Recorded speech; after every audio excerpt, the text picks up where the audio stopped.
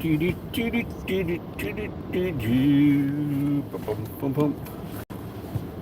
here we are, live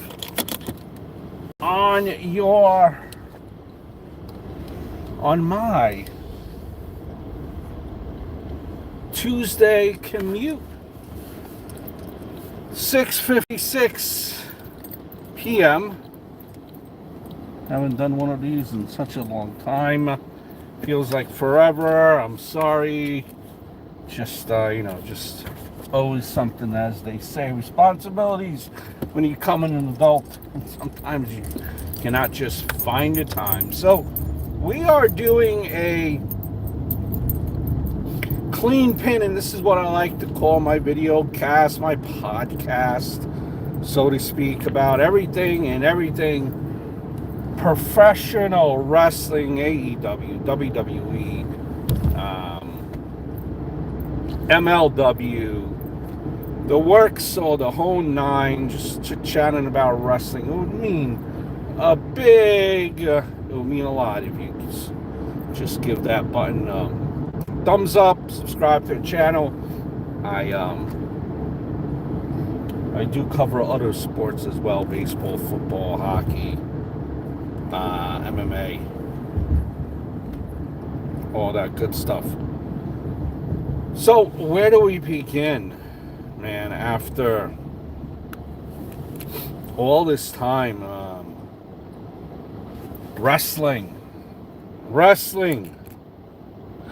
and as we're drawing to a year, I think 2022 overall has been a great year as far as wrestling goes. I mean, you did have your hiccups along the way, your dry spells, your dry patches along the way, but that's to be expected. It's not 100% perfect.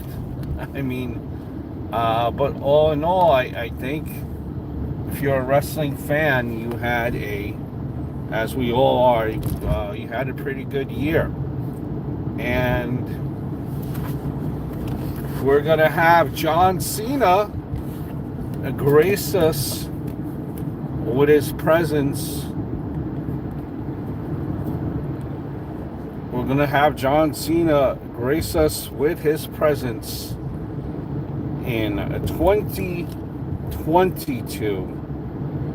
Just when we thought that John Cena would not fight a match in 2022, he is back. And that's going to be the last SmackDown.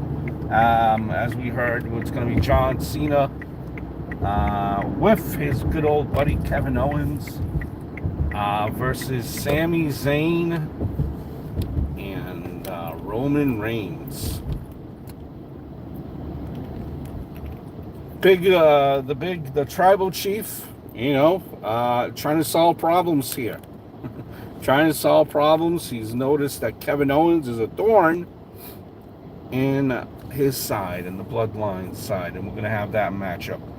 And it's going to be, the match is going to be a lot of gaga, I'm sure. As John Cena really, he's definitely in shape. But it's different, I think, being in shape versus ring shape. So, you gotta factor that. You're gonna make sure John Cena doesn't look bad in the ring. You're gonna do a lot of goo-goo, a little gaga. But I think it slowly sets the table here for what will happen, and we see where this is going. And this is still, ladies and gentlemen, it's still going to drag out for a little while longer, so we could still revel in the genius that was this storyline, because the Usos, the Bloodline rather, and it does have Sami Zayn in it now, the t-shirt. There's a new Bloodline t-shirt, so they're gonna keep it going for a little while longer, make everything hunky-dory, make sure that That T-shirt sells. Sells some merch. Gonna keep it going. But the seeds, I think, are slowly going to be planted. Where what will eventually happen, I think the ending to this story, as it evolves, Kevin Owens and Sami Zayn, how this all arises, is there's going to be something along the story where Kevin Owens and Sami Zayn are looking at each other face to face, kind of deal, and they're about to come to blows, and then they're just kind of just out of realization, like, why are we fighting against each other exactly, type of a deal. Just that one fleeting second, and that will be enough for Roman Reigns to ultimately have his doubts about Sami Zayn. Sami Zayn is a rat. Sami Zayn snitching, telling all the secrets to Kevin Owens, type of a deal. And Sami Zayn cannot be trusted. And there goes Sami Zayn. Sami Zayn will be get the ass kicking of a lifetime in the hands of the bloodline. But ultimately, you will team with Kevin Owens, and they will knock off the longest, I believe it's the longest reigning champions, right? The longest reigning tag champions in WWE history, in the Usos, and that's where the story is going. I don't think it's going towards a Roman Reigns versus Sami Zayn type of a main event. I just don't see that. And kind of, people are thinking kind of, what I heard, kind of like along the lines of Daniel Bryan, kind of like a yes movement type of a deal. He's catapulted to the main event type of a deal, and he's made champion. And I know there's similar things. We've seen that with Dolph Ziggler and Daniel Bryan, like I mentioned. But I just don't, at this point, I don't see Sami Zayn as being a world's champion. I just don't know if he's credible enough at this point to just to overtake Roman Reigns. Maybe some type of a fluke, a type of I just do not see it yet. And there's nothing wrong with that. Things, and it's just a speculation, right? So things I know determine may change down the road, but ultimately I do think it will be Kevin Owens, Sami Zayn knocking off the Usos, Sami Zayn getting revenge for being kicked out of the bloodline. I think that's where it will be going, ultimately, guys. So yeah, look forward to that. That last SmackDown. It should be good. Just looking back and jumping around, kind of over the last couple of weeks here, news, rumors, and Raw and whatnot. Just jumping around. Jump into, let's say, this past Monday, and it kind of brought you back, right, to a time back in the days of the NWO, right? There was an instant there. I don't know if you guys caught it. Now, by no means am I saying that the Usos, that the bloodline is along the realm of what the NWO was. But there was a point there during that time.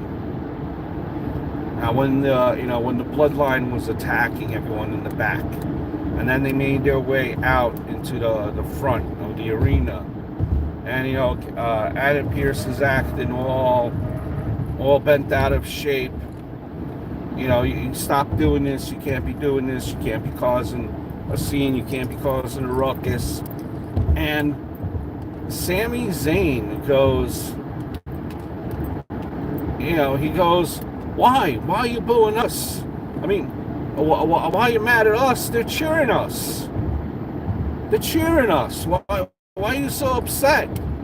That's kind of like what the NWO used to do, where everyone was like, back in that time, where eventually the NWO was so over, and everyone was so invested in that storyline, and everyone just wanted all of a sudden to boo the bad guys. I mean, not boo the bad guys, rather, but cheer the bad guys. And that's okay. Every once in a while, it shows that that the story has developed and people are into it, and they sometimes they just cannot help but cheer and appreciate. This has worked like a glove. It has worked like a glove, and you could tell that the group is obviously very comfortable with each other, and they're not afraid to act silly or act goofy or let their guard down. That don't mean that they're not kicking ass. The most scariest men, the most scariest people always laughed. It's good to laugh every once in a while. And listen, from that laughter, from that being goofiness, is usually the thing comes out where it's the thing that sticks the most. Like Uzi sticks. I mean, look, that's probably out in t-shirts right now, and I'm not, I don't know WWE's t-shirt sales and all that, what's selling for free. But look, Uzi sells. It's being talked around everywhere. It's even at a point where I seen on TikTok, there's like, I don't know who develops it, but there's like this little spinorama game that says, oh, how Uzi are you? Are you Uzi to that extent? So, from these like little breaks and from these moments of not being so serious, or from these moments come moments, if that makes any sense, right? So I just thought that was kind of unique, what we've seen on Monday Night Raw. And it will be, if their run wasn't that long, but I think it will go down as being definitely a memorable faction, definitely.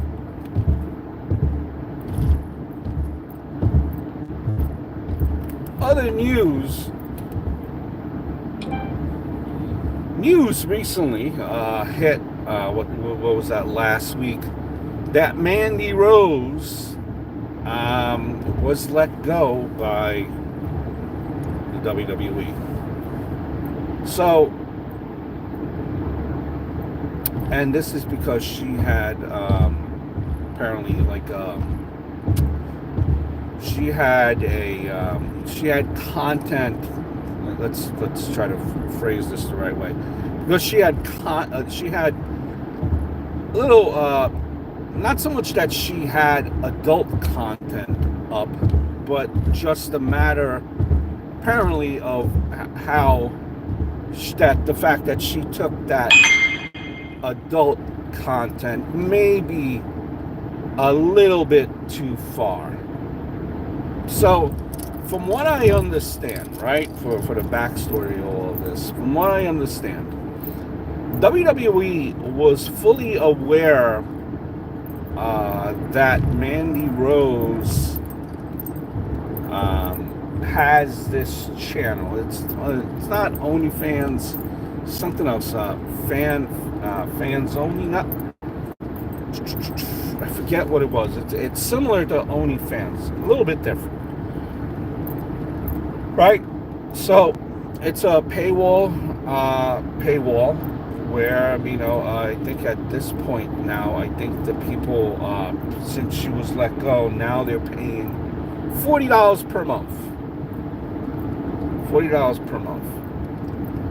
So, and I forget how many likes, or how many followers or subscriptions she had on that page, but it was a decent amount of where you could be living, very much comfortably. And apparently, since the time that she's been let go by the WWE, and it's been like a week now, she apparently has made over $500,000 in that short week, or whatever, a week and a half, $500,000 already. So, again, other WWE athletes have, various, they have their Twitch, they have YouTube, which is fine, and WWE knows about that. I believe, I seen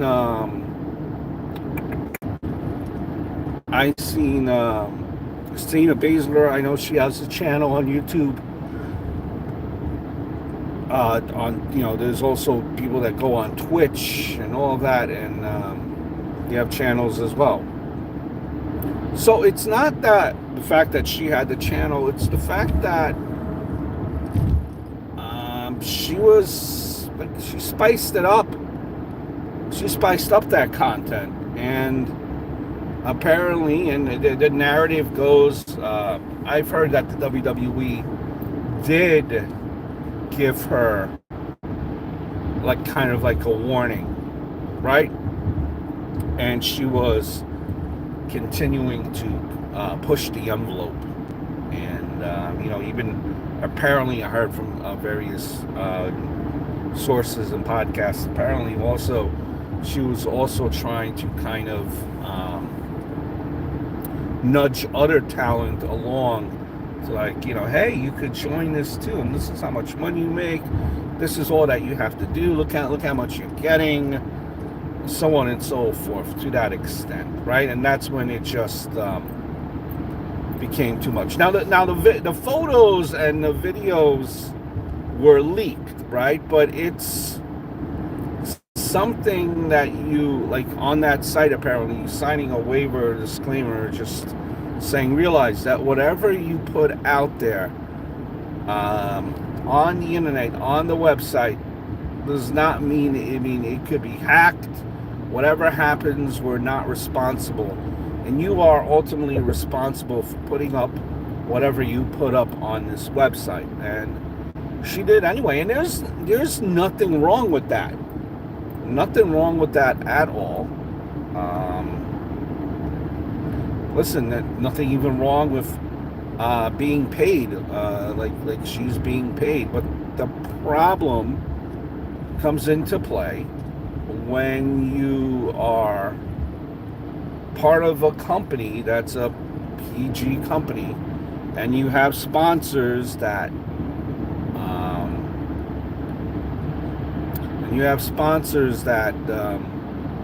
do not like something, and they throw up a stink, or they throw up arms like, hey, what is going on?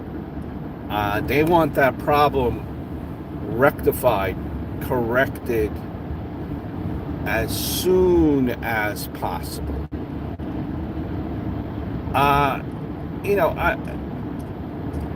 And now you say, listen, and the whole Mandy Rose character, kind of, sex sells type of a character.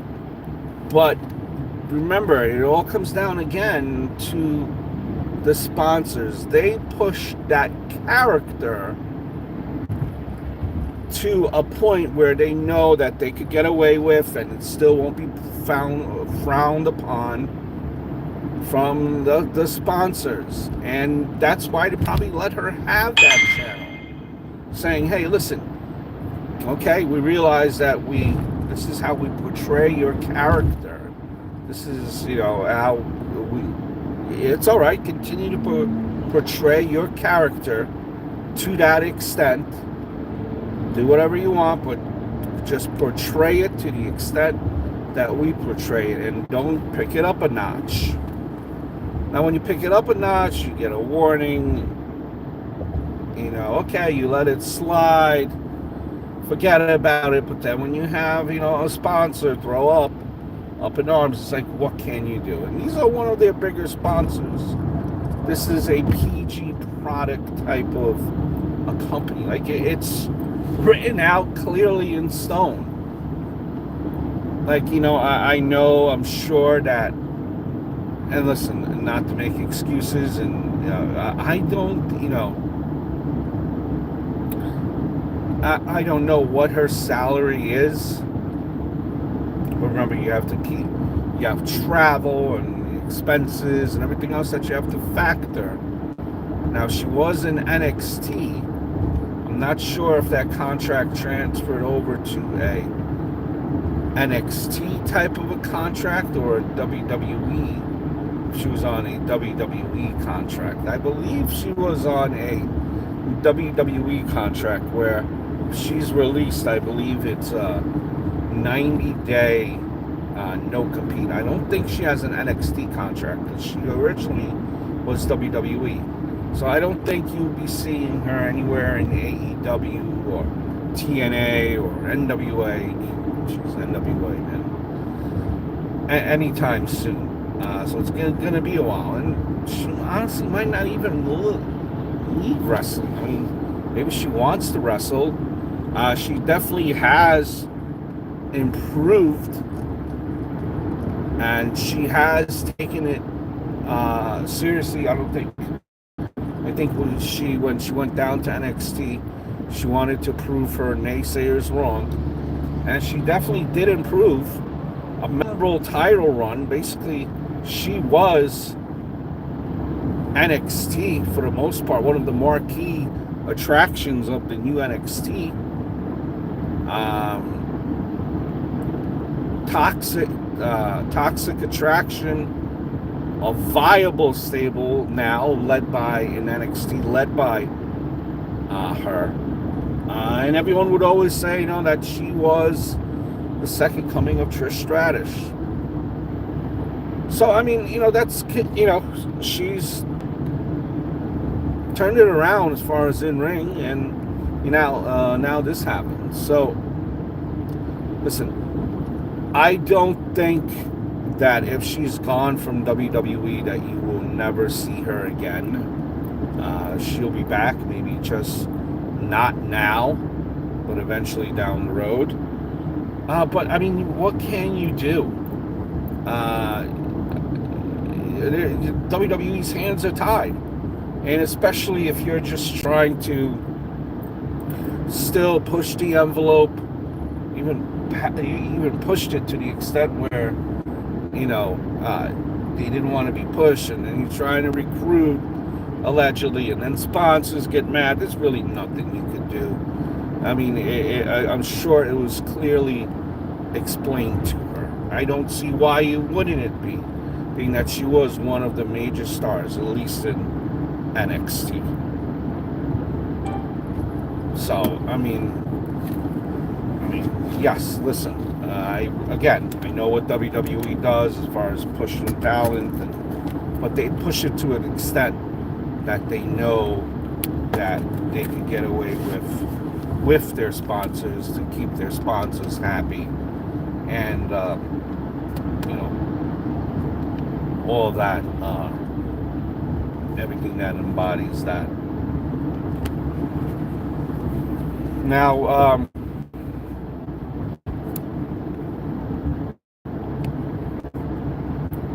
just going back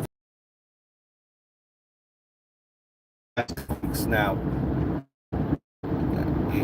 when you've seen it, obviously you see that it's all one-sided.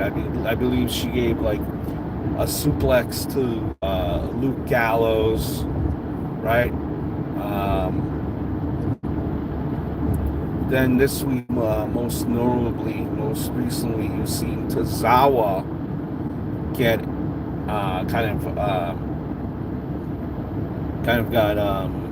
Tozawa got kind of egged on by Rhea Ripley to come in the ring, and then Rhea Ripley attacked. Right, Rhea Ripley attacked Tozawa, but it was all one-sided, if you would call. Tozawa had really no offense, and the times that Rhea Ripley was like injured or got hurt is when she kind of like ran into the ring herself, or when she knocked herself out, a loop, knocked herself silly, things like that, to that degree, that extent. So Tozawa really had no offense whatsoever. And I heard the dirt sheets just kind of say, "Oh, this is intergender wrestling again." No, not at all. WWE, I don't think they want no part of this. Their sponsors want no part of this. This is why it was all one-sided. This was just to make Rhea Ripley just even more, just kind of build up that Rhea Ripley character. That she was injured a little bit for this year, 2023. I think you're gonna see the year of Rhea Ripley just being the wrestler of the year, female wrestler of the year. So her fighting Tozawa and attacking Gallows a couple of weeks ago, and certain fisticuffs with the men here. I think it was just that. It's not intergender wrestling coming over. It's just making Rhea Ripley made to look like just an absolute badass and person that could wreck havoc. So, taken from that, we also seen various things. Hold on here, as the traffic here, we're kind of moving along here. New York City metro area. We're moving along here. Right now we're approaching, for all you sport fans, we're not too far away from the home of the Islanders. Yes sir. Anyway,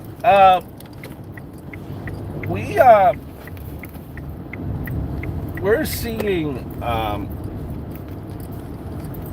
Alexa Bliss, right? Alexa Bliss now kind of going through this, and I think as let's preference this, just tying this in. I don't think Alexa Bliss is a heel, at least right now anyway.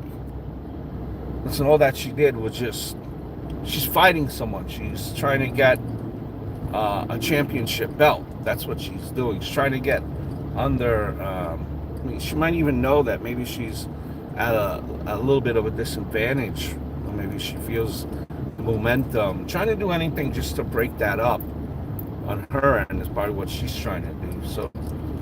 So she hits a vase off of Bianca Belair, no problem. Still a good person, right? Doesn't mean she's a bad person. Just gonna do a little bit of whatever she has to do to get under the skin of Bianca Belair, maybe gain an advantage. Now, whether she turns heel or she doesn't turn heel, I don't. Listen, I do not think it's going to be just the way this storyline. I'll get into the Bray Wyatt storyline. The way this storyline is developing, with Bray Wyatt LA Knight and now Alexa here. I think the two of them are going to be separate.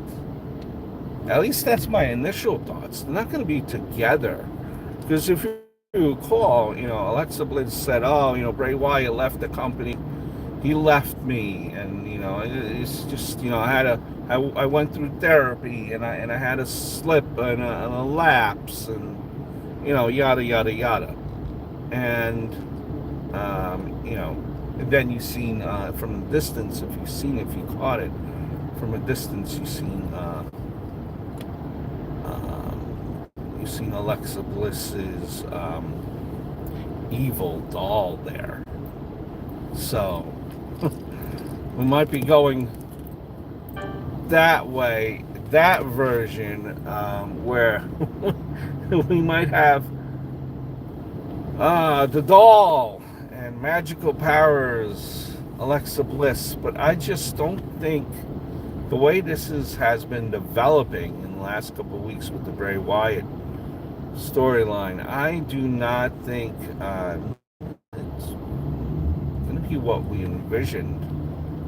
They might lead us to believe something in the storyline, but it's just meant to be going completely in the opposite way. Like, for example, right now, I guess we could get into it. This whole Bray Wyatt, LA Knight storyline. Listen, Bray Wyatt, I like him. I like his creativity. I like what it has the potential to be. I think about, the Fiend, what potential it had to be before it just got destroyed.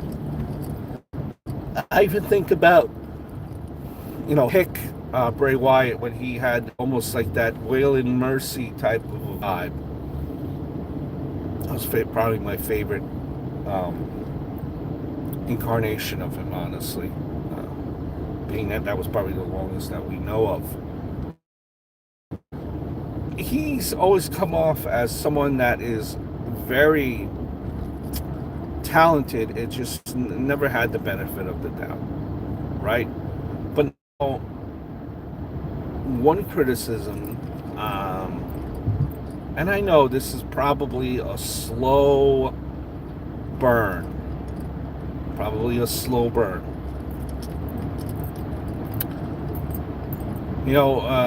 The Wyatt Six, right? And I don't know what we thought about the Wyatt Six and what it's unfolding as. Seems to be maybe two different things that we kind of were trying to tell ourselves. But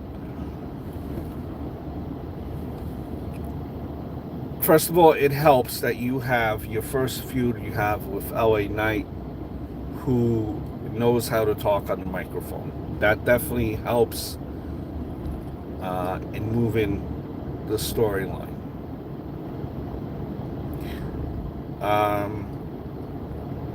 But the last couple of weeks, it's been more of, hi Orlando, hi city. I really missed you guys. And then him trying to explain that it was not him that attacked LA Knight. Not him, man. Not me, man. It was me. It was someone else. And we're just going the back and forth, and it seems like that's the last 3 weeks what we've been trying to get past. And you had the vignettes of Uncle Howdy on TV. That's the first character that we were introduced. What it was on TV And what it became, I think, was a little underwhelming. I mean, I don't know about you. Maybe I kind of like expected something else. Maybe expected, and I know there's. I think we tell that story, or maybe we're just frustrated because we thought by now we'd be seeing Bo Dallas, but instead, at least that's what the internet was saying, that we were. But instead, we've seen Uncle Howdy, who really looks like maybe, I mean, besides the laugh, he reminds us of our crazy uncle that maybe, comes over for Christmas dinner or Thanksgiving dinner. I don't know, the vignettes on TV, presentation, in how the visual of it was, it was all right, but it just didn't come across really as to what, it's just underwhelming. Maybe expected a guy to attack. Maybe expected Bo Dallas. Maybe we expected this crazy faction. But, what we expected and what it is, it's two different things. Right now, it seems to be just Wyatt Six. We're getting one version, or we're being introduced to one face of Wyatt, kind of like the faces of Foley, where he had like 3 or 4 personalities. Bray Wyatt has 6, and eventually we're going to see these 6 personalities, and they're all going to intertwine in storylines somehow, or maybe all 6 of them at once, maybe 1 or 2 or 3 of them at once, and maybe none of them at once. And it just seems to be, I think, just a little bit, I don't know, maybe what we expected and what we're getting is two different things. And that's not to say that's not going to be good. Heck, listen, he is, it helps that the people in the storyline know how to talk in the microphone. So it's kept my interest, but maybe we're a little bit antsy, a little bit anxious now. I don't know. That's just me. But how long before we see Bray Wyatt wrestle? We're going into the new year, and we still haven't seen this guy wrestle, which is just fascinating to me. And are you fascinated, or is it just me that's fascinated by this? Right? Speaking of which, a rumor heading into the new year, supposedly one of the rumored matches that we have on the plate, on our docket here, will be Gunther versus Brock Lesnar. Apparently that's what is being pushed internally, apparently. Heck, listen, I am all for it. All for it. All for it. Now, it's going to be 2 big boys just completely, 2 big boys just completely, banging it out, right? That didn't sound right. 2 big boys just knocking it all around. It's gonna be a banger. Just what type of a story can you build around that? Quite simple. A story that you could build around that quite simply is brutalizing each other. Just fighting. 2 big boys fighting until one of them can't fight no more. And listen, you don't, Gunther's not much on a microphone, just all serious and, that type of deal. Listen, Brock Lesnar could do the same. Could do the same. Listen, he's improved on the microphone. But, we don't necessarily need Brock on a microphone the whole time. Or, at the very least, you keep it short and sweet. And that's all that you might need for that type of a card. Just keep it short and sweet. And that might work. That might work. So if that's a possibility, that's a matchup there. I'd be interested in seeing it. I do not know though how how the booking of this matchup would look like. What happens if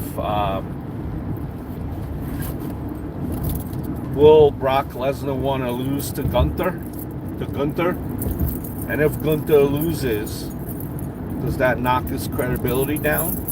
Or can we have just something else where maybe it's kind of a fuck all finish, but both of them look strong. Maybe that would work, right? I mean, I know we're talking out loud here, but it's something to think about. Something to think about too. In the land of AEW, apparently,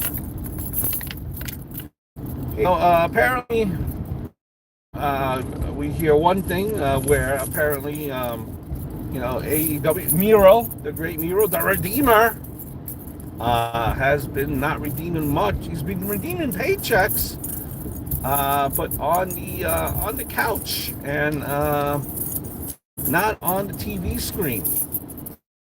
Like FTR, for example, not for nothing. FTR, how many times have they wrestled under just how many times have they wrestled in 2022, much less under the AEW banner, right? I think it's something like 7 matches or something like that they wrestled only. Nothing crazy. Something weird. But check. Anyway, that just came to my head. But anyway, you have Miro, who's apparently creative has nothing for him in AEW. Creative has nothing for him.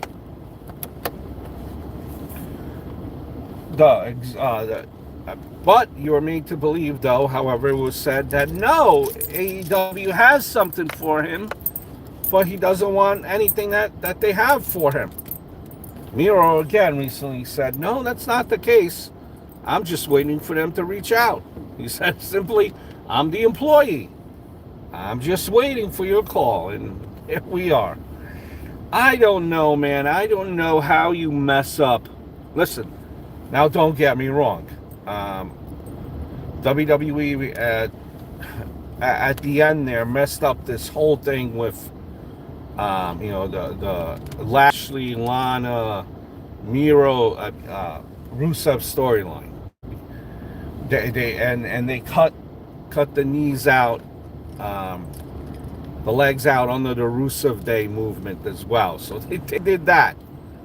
But listen, I think they've done overall. They did better than what AEW has done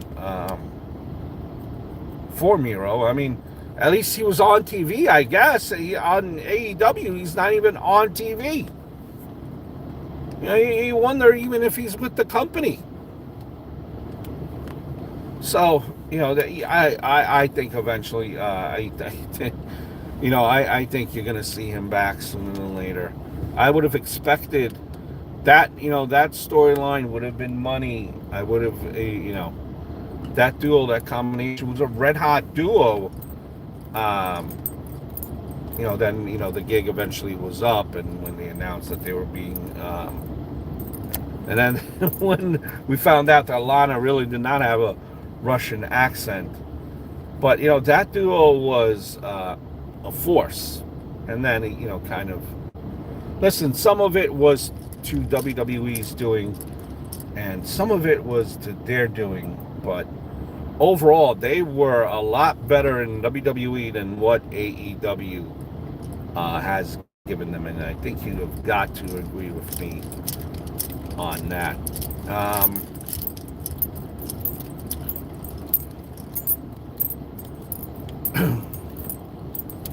There was a report too, as we are approaching destination home. This is where I'm going on 46 minutes, and I'm still not home. How about that for a New York City metropolitan area commute? And this is always the case. It's never. This is not extraordinary. This is always the case.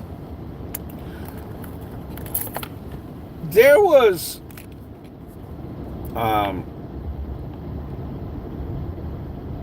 there was talk on the dirt sheets. Apparently, supposedly that Triple H, like the hirings the rehirings that he has made recently, he feels like some of them are underwhelming. That they've been underwhelmed. That the returns really haven't been,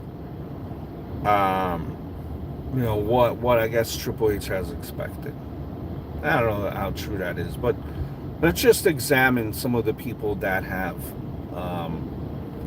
come back, right? And let's see if there's any reason for, at least my opinion anyway, we to be underwhelmed. You have Karrion Kross and Scarlett came back. I think they've been fine.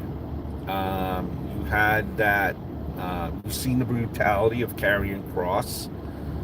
Now, for apparently, they're already setting up something for him and Rey Mysterio.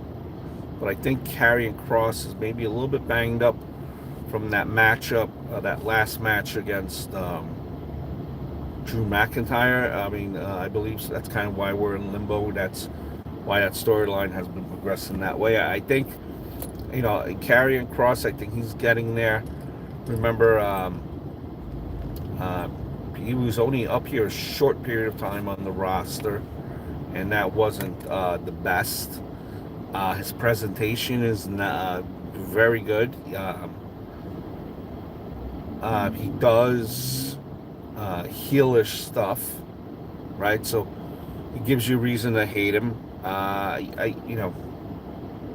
I think it's a work in progress. I think Karrion Kross is fine. I don't see a problem there. Dexter Lumis is another one. I just that walk into the ring. That's what he does is similar to how, to the extent of when Bray Wyatt used to hang upside down against the ropes. You ever notice how Lumis, when he enters the ring, when he slides into the ring, what he does, he kind of crawls. His facial expressions, he has a nice look, very psychotic. I think he upped his stock. The storyline with The Miz wasn't the best storyline, right? Needed to end. Hopefully, a few more fans. Last night on Raw, I think he's doing all right. Candice LeRae, no one, they knew of her from NXT, so this is a whole new crowd, a whole new this is a whole new introduction process. So I don't see the it was crickets, to be honest, when she came in. That just goes to show you too that majority of people, if you watch NXT or that watch, yeah, that NXT is only really for the hardcore fans, so to speak. Tegan Knox, same thing, mostly NXT. Johnny Gargano, mostly NXT. He was in with the Miz in this storyline. Johnny Wrestling, can we see him actually? That's kind of underwhelming, right? I mean, he's trying, but it's been the reactions when it's been underwhelming. I think for Gargano. Braun Strowman, he's not expected to talk. It's all about the presentation, about the muscles, making some noise and throwing people around. I think Braun Strowman has done fine.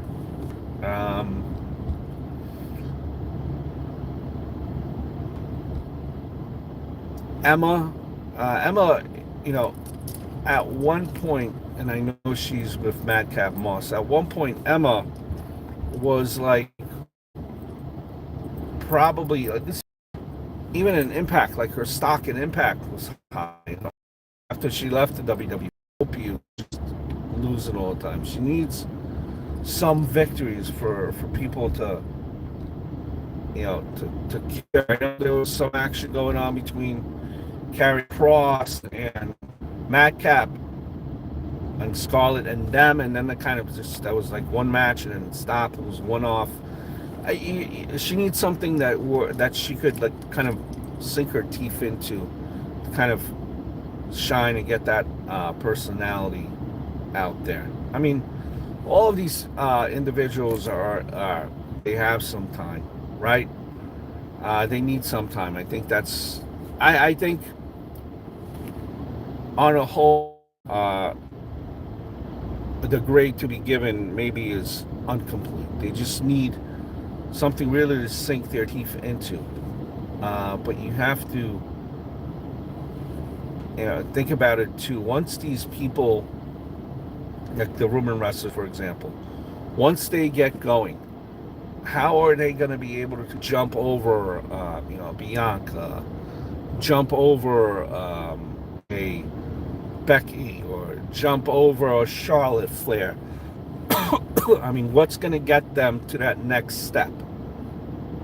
Because right now it's just introduction and getting to know these people, and it's all an introduction phase. But they need something to take them to that next step. So I think a grade is too incomplete right now, but you have to be careful, because it's going to come to a point soon where they might think, well, you know what?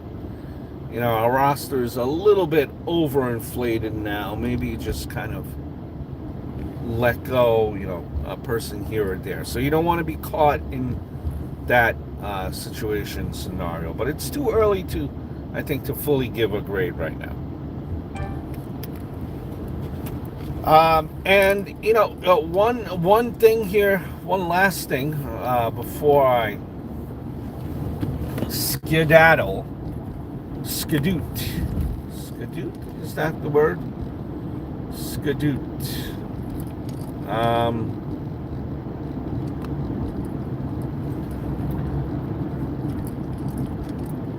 This William Regal, that's right. William Regal apparently is coming to the WWE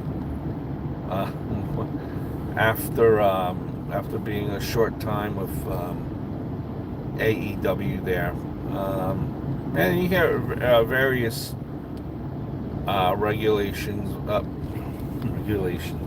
various rumors about how he really wasn't appreciated as he thought he would be in AEW. But my gosh, all that aside, and apparently he's like gonna have a backstage role there. My gosh, just that short time, just that short interaction that he had in the Blackpool Combat Club, and in that short period of time, those short interactions that he had on the microphone with MJF, you realize, you kind of forget how good William Regal was, mainly because maybe he was on NXT. You kind of forget about him deep down in NXT. Again, yeah, could have been various reasons, but I think a lot of us forgot how really good William Regal was, as far as on the microphone as a character, and obviously as a trainer and, behind the scenes. So I think his run here in AEW once again kind of made us aware of the brilliance of a William Regal. And, if in fact he is with WWE again, you look to see what he will do and what he will bring with this new crop, this new generation of talent in WWE. And it's interesting to see what will be done, if anything, if they'll acknowledge that now that his son is actually in NXT as well. So interesting to see if anything would happen because of that. So I hope all is well. This has been Clean Pin, 58-minute version here. Weird time, but dude, I hope you enjoyed it. Do leave some comments, and look forward to chit-chatting with you guys down the road. Subscribe to the channel. More wrestling videos on the way. Regular sport videos, video gameplays on there as well. So I hope all is well, guys, and I will see you down the road. I am almost home.